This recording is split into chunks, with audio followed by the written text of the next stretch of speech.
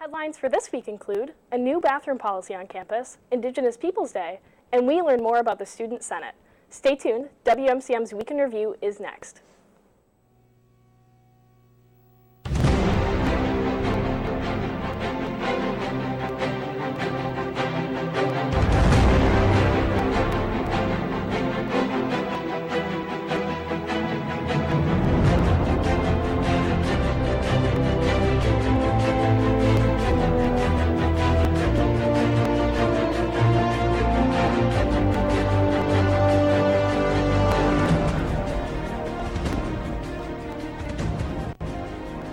Hello, and thanks for watching WMCM's Week in Review. I'm Matt Riley. And I'm Maggie Dahl. Another semester is in full swing here at UWL, and soon we'll be seeing a new change to our campus. UWL Student Association is implementing a new program that will provide no-cost feminine hygiene products to all bathrooms on campus. Dispensers and sanitary products will be added to men's, women's, and gender-neutral restrooms, with the hope to make UWL a more inclusive to women and transgender student populations.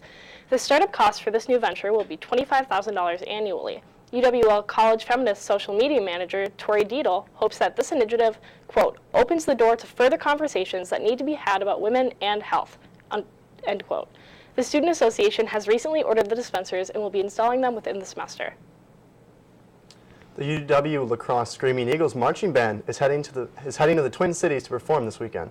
The band will perform at the 13th Annual Youth and Music Band Championships on Saturday, October 14th. The day-long competition for high school bands runs from 8:45 a.m. until 10 p.m. at the U.S. Bank Stadium. Youth and Music Championship spotlights 26 high school bands in competition for the class championships, the Minnesota State Championships, and the Youth and Music Upper Midwest Championship. 5 other bands, including UWL, will perform at the exhibition. The others include North Dakota State University Gold Star Marching Band, UW Eau Claire Blue Gold Marching Band, the Marine Band from New Orleans, and the Rosemount Alumni Band. The Screaming Eagles will perform at 11:30 a.m., and we wish UWL the best of luck this weekend.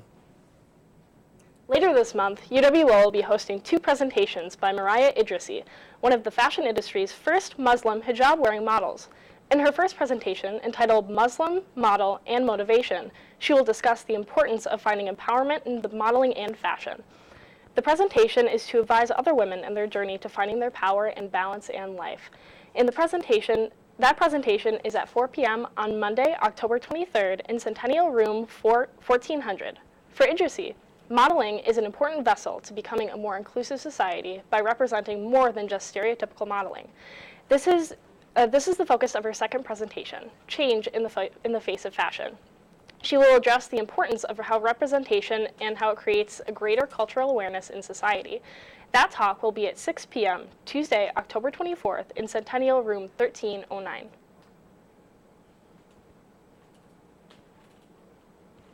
Earlier this week, our WMCM crew headed to the Student Union to find out more about the career fair that has come to campus. Let's check it out.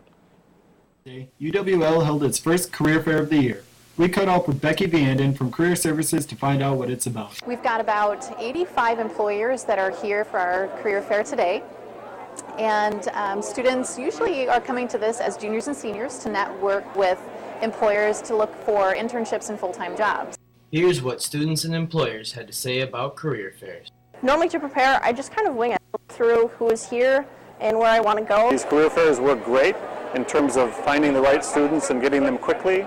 Some tips for students that are coming to career fairs: bring a resume, grab all the free stuff you can, stop and see as many people as you can. You never know what opportunities you might miss. Do your homework, figure out who you want to see and who you want to talk to. I mean, you know what you want to do as a job, so look out for people with openings in your field. What we really value is interpersonal communication skills, the commitment to service, also someone who's good at problem solving. If you didn't make it to this year's career fair, don't worry, there's another one in the spring. For Kyle Larson, Alex Athanasio, and Noel Hausen, this has been WMCM News. Back to you at the studio. Now here's Jordan Jones to tell us more information about upcoming events on campus. Thanks, Matt. This week on campus, as always, there's a lot going on. I found a few stories of the week that I would like to highlight. First off, this week is National Transfer Student Week. Why is this exciting, you may ask? To me, this is exciting because I myself am a transfer student. It is also exciting because it means that UWL is now a new home to a student who just didn't feel comfortable where they were before. Let's get into what National Transfer Week entails.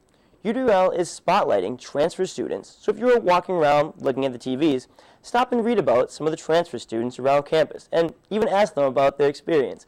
Most of the time, hearing about why they transferred is very interesting. The students also get their own little photo shoot around campus with the campus photographer. This is a great way to make students feel right at home. The sorority women of UWL had some wonderful philanthropy events that went on this past weekend. First, the women of Alpha Xi Delta put on an event called Z Marks the Spot. Z Marks the Spot was a scavenger hunt around campus. This event was to raise money and awareness for Autism Speaks. You could donate money online or get a team together and sign up for the fun. And lastly, the Alpha Phi's had their annual Red Dress Brunch at the waterfront. This event was to support heart health.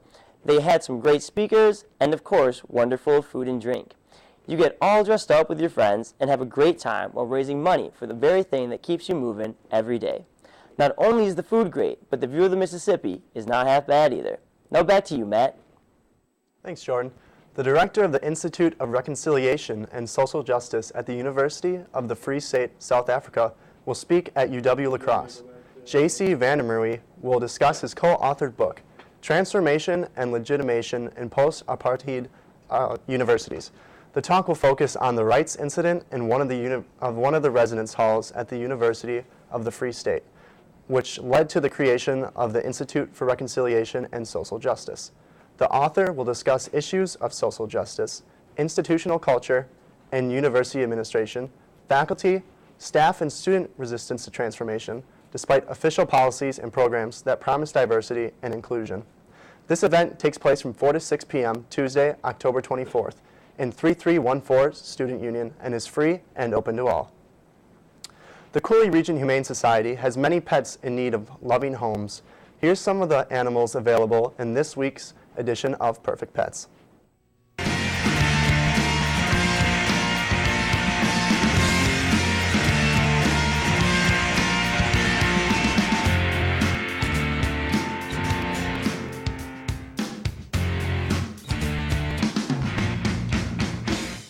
Hey guys, I'm a 4-year-old Rottweiler mix. I'm handsome, outgoing, and oh so affectionate. Hi, my name's Leona, and I'm looking for a fun, forever home. Oh, what's up? I'm Angelina. I'm classy and sassy. Even though I'm a girl, I have a better mustache than you'll ever hope to have. What's going on here? Oh, I got it. Hey guys, I'm Mystic. I love to play around and I'm looking for a new best friend. To find out more about adoption for these pets or others, contact the Cooley Region Humane Society at 781-4014. The 22nd Annual Historic Downtown Day will be taking place this Saturday, October 14th. The event is in celebration of La Crosse's downtown history and pursues to breathe new life into the area by engaging the community in affordable, historic fun for the whole family.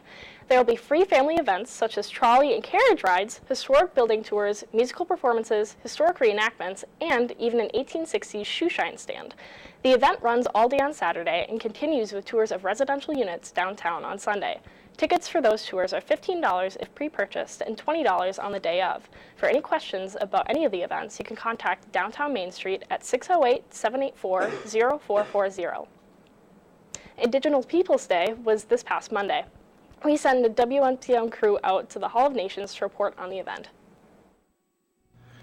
On October 9th, Dr. Heather Ann Moody, a professor at UW-Eau Claire, came to La Crosse to speak on Indigenous Peoples Day. Every year, students are taught about the discovery of America, including Christopher Columbus and his voyages. Yet, indigenous people were present throughout what is now known as North America, and very little is taught about their histories and cultures. The Native American Student Association put this event on to teach about the resistance and survivance efforts of instituting Indigenous Peoples Day throughout the United States to replace Columbus Day. Education remains a venue for addressing indigenous histories and cultures. yet little is taught about Wisconsin's 11 federally recognized and 1 unrecognized tribes. Act 31 in Wisconsin mandates the education of children in K through 12 schools on tribal sovereignty, culture, and history of indigenous peoples. The impact of education affects both indigenous and non-indigenous peoples beyond the classroom. Identity is formed throughout life, and schools can have a significant effect on people. Considering that education often reports from a colonized point of view, the importance of learning about indigenous peoples is vital in understanding who people were, not only in the past, but who they are today. For WMCM, this has been Cole Zerbel, Greta Schliessman, and Vanessa Whedon. Now back to you in the studio. A UWL pre-college program that helps single parents from the community discover their academic and career potential will look back at its history on the eve of its 30th year. The Self-Sufficiency Program's annual locally grown scholarship breakfast runs from 7:30 through 9 a.m. Wednesday, October 18th in the Bluffs room of the Student Union. The program is free, but reservations are requested by today. This year's speaker is Sue Lee, a single parent at UWL, both as an undergraduate and master's degree student. Lee will be joined by her son, Adrian Sullivan, who will share his thoughts on the multi-generational gifts of education. Each week, the WMCM crew goes out and talks to your fellow peers in a segment we call Campus Insight. This week, they ask students what they are dressing as for Halloween. Campus Insight, we ask students what they plan to be for Halloween. What do you plan on being for Halloween? A T-Rex. I might be an anime character. Thinking about doing Frankenstein's Bride, or... I'm going to be Storm from X-Men. Post Malone. I want to be Harley Quinn, because my name's Harley, so... I am going to be Scooby-Doo. Definitely Thor, because he's a beast of a superhero, and I'm pretty much the same. I think I'm going to be a stormtrooper. I'm going to be a construction worker. I'm going to be the solar eclipse. Well, I'm going to be Hugh Hefner, and this is going to be my Playboy bunny. I'm going to be Steve the Pirate. And what are you going to be for Halloween this year? A poor college student. What are you going to be for Halloween this year? I'm going to be Drunk Uncle from SNL. For Campus Insight, this has been Vanessa Whedon and David Gasper. Back to you in the studio.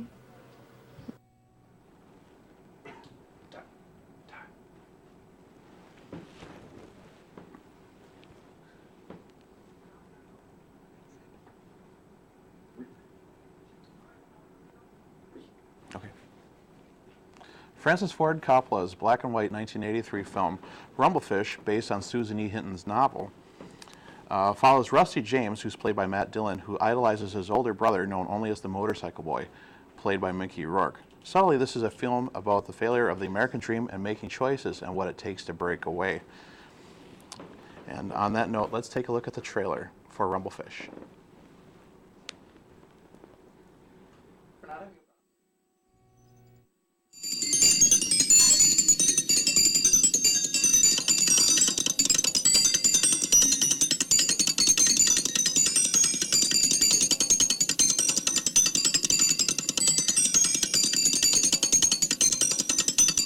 Rusty James. Biff Wilcox looking for you, Rusty James. I'm not hiding. He says he's gonna kill you, Rusty James.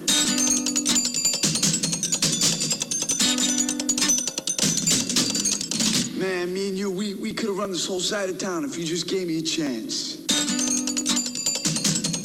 You know, if you're gonna lead people, you have to have somewhere to go. I wonder why somebody hasn't taken a rifle and blown your head off. The Motorcycle Boy. You always try so hard to be like your brother, Rusty James. Hey, my brother's the coolest. Why do you dislike me so much? I mean, I've always tried to be your friend. You know, you might have made it a while on the Motorcycle Boy's rep, but you ain't got your brother's brains. Neither contrary to popular belief is your brother crazy.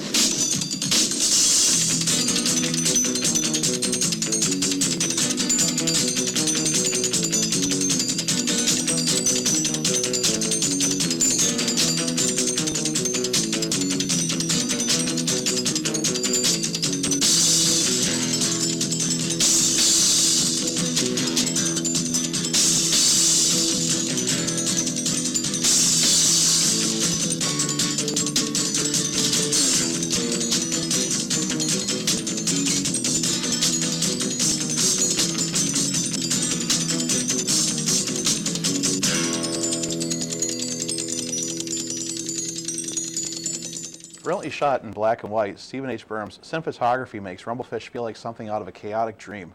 Everything is surreal, yet relative to each other. Clouds stream by overhead, symbolizing the passage of time. Stuart Copeland's almost all percussion music score further underlines the theme of breaking away and to not waste the time you have in life. Rumblefish thoughtfully addresses the need to belong, to lead, to have goals, to have vision, and warns not to fall deeper into an urban trap. One of Coppola's best films, Rumblefish is 3.5 stars out of 4 stars. Stay tuned. WMCM Ethan Jude will be back with this weekend's weather.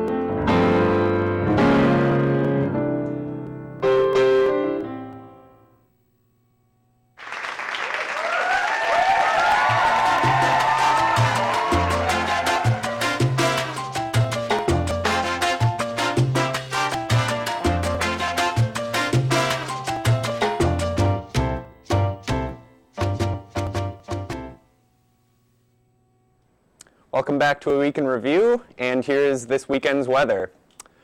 This Friday is actually Friday the 13th, so it's going to be some good weather for that. It should rain later in the evening, so you can sit inside, get really scared.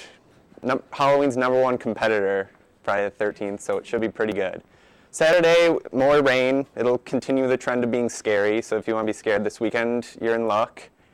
And Sunday, it's going to maybe not rain quite as much, but it still will be moderate temperature. It'll be just about how you'd expect fall to be. And now we're going to go over to Peter with an interview. Well, we are here. We're here with Isaac Tahiri. Tell us a little bit of how you doing, Isaac? I'm all right. How you doing? You know, we're doing well. Good. Well, Isaac here is a member of the Student Senate at UWL, doing a lot on campus. But one thing that I want to share with you guys a little bit about what is the Student Senate, and I hope that you can tell us a little bit about it. Easy questions first. Can you just tell us a little bit about what the Student Senate does? Sure, yeah. So the Student Senate, what we do is we meet together, and we're all elected representatives from the Student Association. And if you're on campus full-time or part-time, you're part of the Student Association, technically. So we get voted in, and then we meet as a deliberative body, and we decide budgets. We vote on that. We vote on campus policies, such as the bathroom one, and other various things that involve student life. Okay. So you said, basically, if you're a student member of the student body, you are sort of a member of the Student Association. Yes, Interesting. yes, right. So then now, when you have your meetings, are there any sort of specific roles, or I guess, do you have a specific role in the Student Senate? There's not specific roles in terms of the body as a whole. If roles really come into play when we get committee selections. So the vice president, who Lauren Mason, at the beginning of the student year, she chooses what committee we're on. So I'm personally on the Segregated University Fee Allocation Committee, which means I'm tasked with overviewing budgets of athletics, intramurals, and other student organizations. So in that sense, we have specific roles, but when we all come together outside of our committees, we're all just there to vote on legislation. Okay. Yeah. So you get to have a big say in where our tuition goes every single semester. In a sense. Okay. In a sense. Yeah. So now, is that one of the reasons that you decided to run for office? You want to have a little bit more say of kind of what goes on? Right, campus? definitely. One of my professors, he asked me if I would be interested in joining. He kind of laid out what we do, and I figured out that a part of the budget, or the part of the tuition that we pay, goes to a thing called segregated fees, which is around $1 million that we collect annually, and then we allocate those $1 million to the various student organizations. And I wanted to have a say in that because, like I said, I have a lot of friends on campus who do sports or are involved in other organizations, and I want to make sure that the money is being handled correctly. Yeah. So now I'm thinking of the things that the Student Senate actually accomplishes, probably dictating where some of those funds go. What are some of the other things that the Student Senate has accomplished in the past? In the 2 years that I've been on there, I think the biggest thing we have accomplished just came recently, which was the feminine hygiene bill that we passed. And I think that's big because at the time that was in the works, there was a lot of bathrooms that, the stations weren't full or the stations weren't working at all, so we wanted a comprehensive review of that product. And what we got was free feminine hygiene, so it worked out then. I think that's the biggest thing that I've seen accomplished, and that's probably the proudest achievement I have so far. Okay. So talking about a big change like that, how does that actually come to be? Speaking on your weekly meetings, how does that really happen? How does a change like that come to be? So referring back to the UWL Student Association, which we're all a part of, anybody who's a student can draft a resolution. So you fill out this format, and there's a bunch of whereas clauses, and then there's a therefore be it resolved clause, right? And that's where the real rules get made. So what you do then is you submit that to the Senate or to the Vice President, and you have to get 2 senators to sponsor you. After that happens, we look at it on the Senate, and we deliberate, discuss. The person who made the resolution, they speak on behalf of it, and then we vote on it. And then from there, we see how it gets implemented, and that's how it works. Interesting. Yeah. So when you're speaking about the voting, that's something that there's a lot of different ways, with simple majority, right. all that sort of stuff. Now, is that something that comes into play when you're voting for things like that? Or I guess so when things get approved, how does that happen? In terms of, I mean, if I could give an example, the bathroom reform, right? Simple majority. But if we were trying to get into things that had to do with our Constitution, our bylaws, or anything that deals with money, right? So if we're saying budget cuts or we're saying approving budgets, that has to be 2/3 majority. But most of the times what I've seen and what I've dealt with are simple majority. So that most of the time, yeah, just simple majority.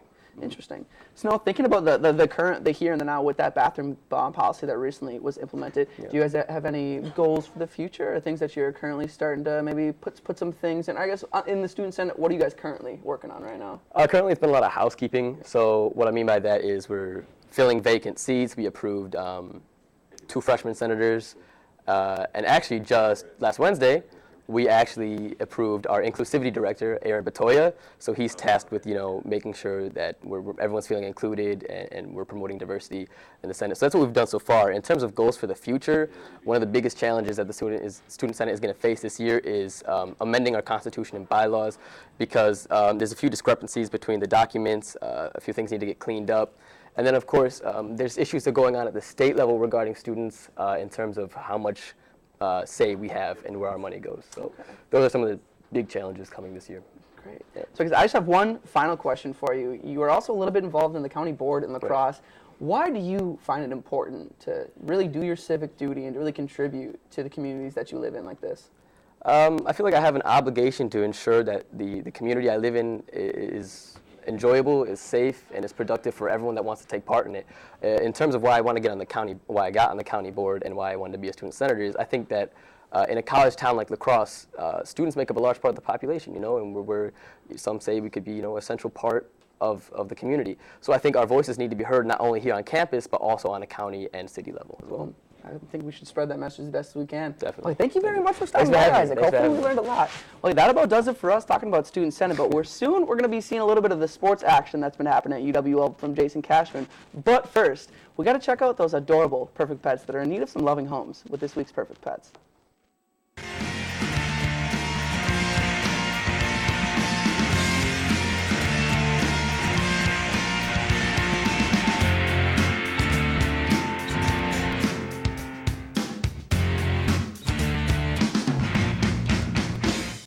Hey guys, I'm a 4-year-old Rottweiler mix. I'm handsome, outgoing, and oh so affectionate.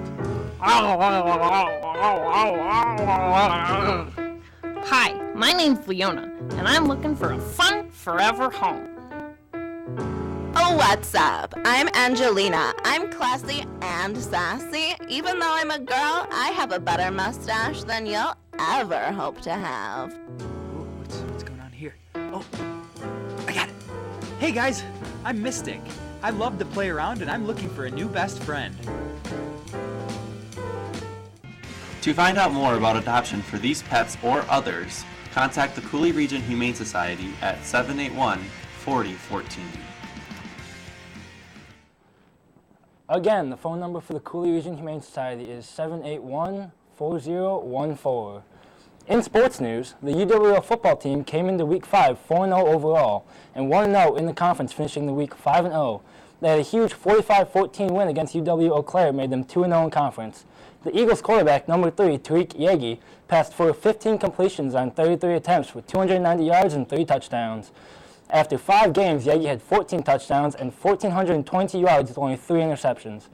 The UWL football team is now ranked 24th overall in the nation. They can improve their ranking by getting a big win this upcoming Friday on October 13th versus UW Whitewater. Then, after the Week 6 matchup versus Whitewater, lacrosse faces off against the number 3 overall in the nation, UW Oshkosh.